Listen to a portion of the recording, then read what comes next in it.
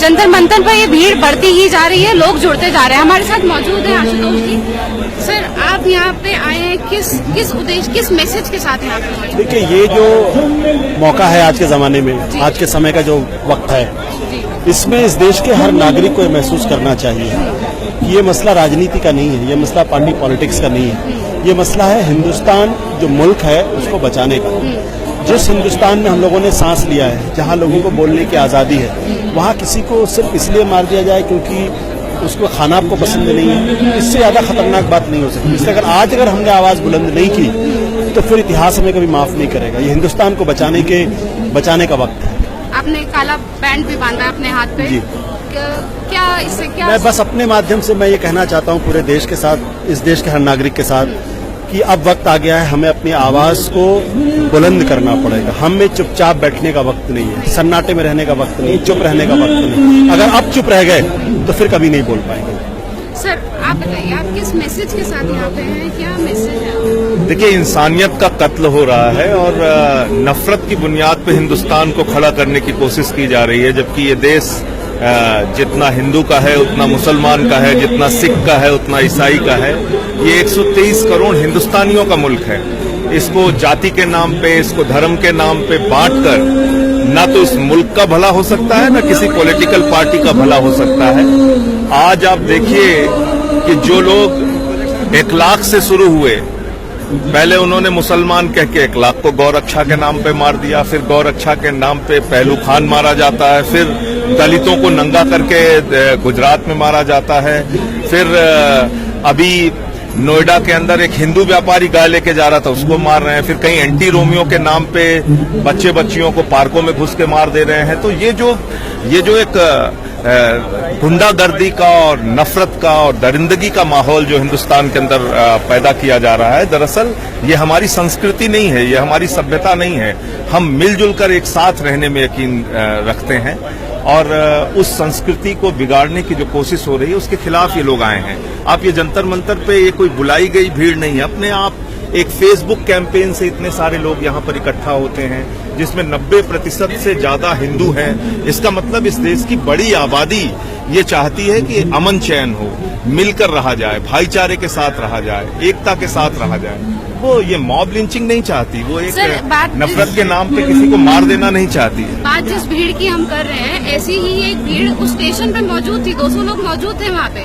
कोई आगे नहीं आया जुनैद की मदद करने के लिए, ना आज तक कोई सबूत के लिए तौर पे आई विटनेस के तौर पर सामने आया। इसे आप कैसे देखें? नहीं, ये कई केसेस में होता है कि लोग ये सवाल तब भी उठा था जब आपको याद होगा कि 16 दिसंबर को जब दर्दनाक घटना इसी दिल्ली के अंदर हुई थी और उस घटना के दौरान भी आपको ये सवाल देश भर में खड़े हुए थे कि लोग खामोश क्यों रहते हैं। लेकिन उस खामोशी के कारण जो मन में अंतर्द्वंद चल रहा था, जो लोगों को अपराध बोध होता है कि नहीं ऐसे मौके पर हम खामोश क्यों रहें, उसी का जवाब है कि आज इतने सारे लोग इकट्ठा हुए हैं। उनको अपनी इस गलती का एहसास भी हो रहा है और लोगों को गलती का एहसास दिलाने का मैसेज भी यहाँ से जा रहा है कि नहीं, ऐसी हरकतों पर, ऐसी दरिंदगी पर, ऐसे वहसीपन पे हम खामोश ना रहें, पहल करें, रोकने की कोशिश करें और हिंदुस्तान के नाम को बदनाम न होने दें। आप कैसे देखते हैं सर इस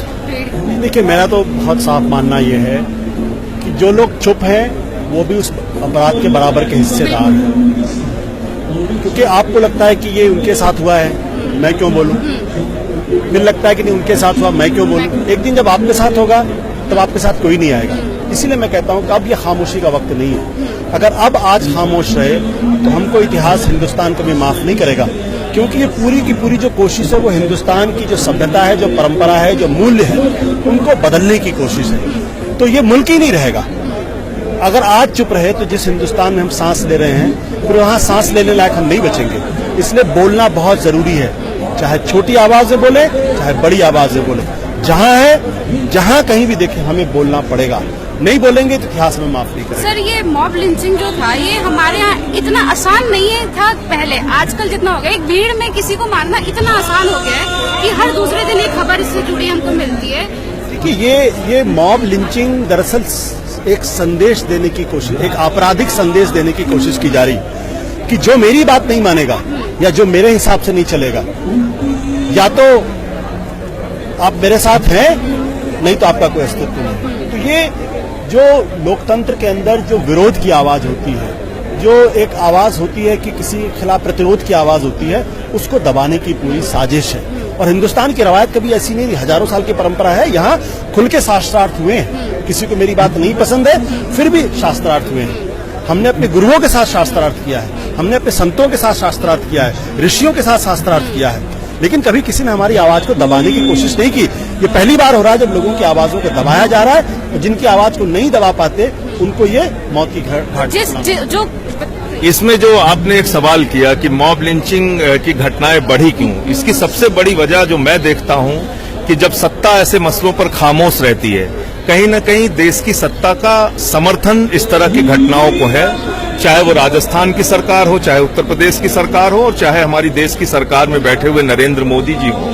कहीं न कहीं इन घटनाओं पर जो खामोशी है, कभी चर्च जलाने की घटना पे खामोशी है, कभी 1 लाख पे खामोशी है, कभी पहलू खान पे खामोशी है। जब हमारी सत्ता ऐसी घटनाओं पर खामोश रहती है तो ऐसी घटनाओं को बढ़ावा मिलता है, ऐसे तत्वों को बढ़ावा मिलता है।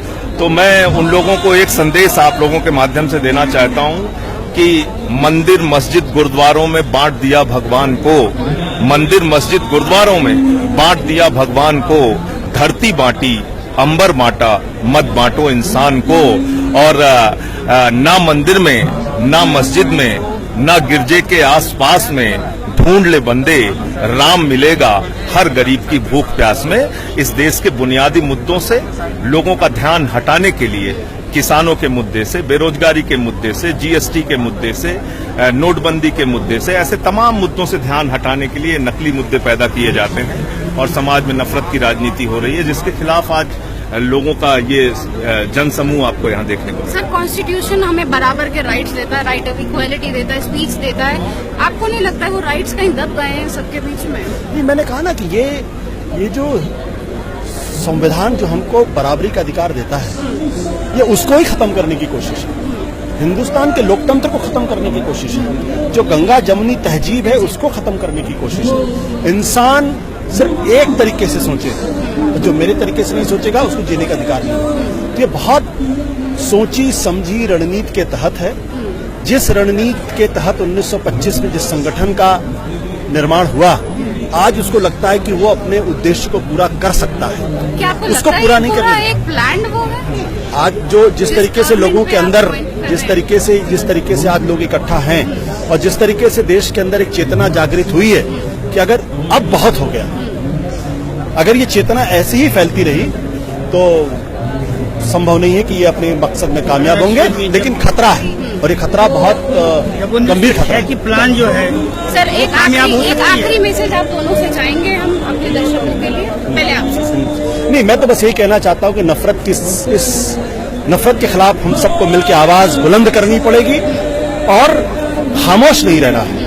हमें अपनी आवाज लगातार बुलंद करना है, यही हमारी संस्कृति, यही हमारी बात। क्या इस कैंपेन से एक मैसेज जाएगा सर समाज में? मुझे लगता है जरूर जाएगा।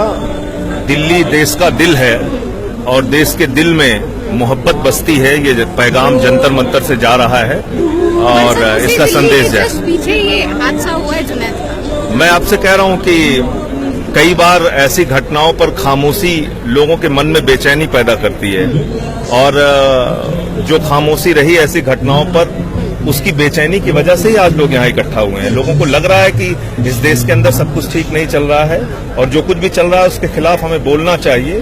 तभी आज अपने आप निकल के लोग, ये फेसबुक कैंपेन से लोग यहाँ पर आए हैं।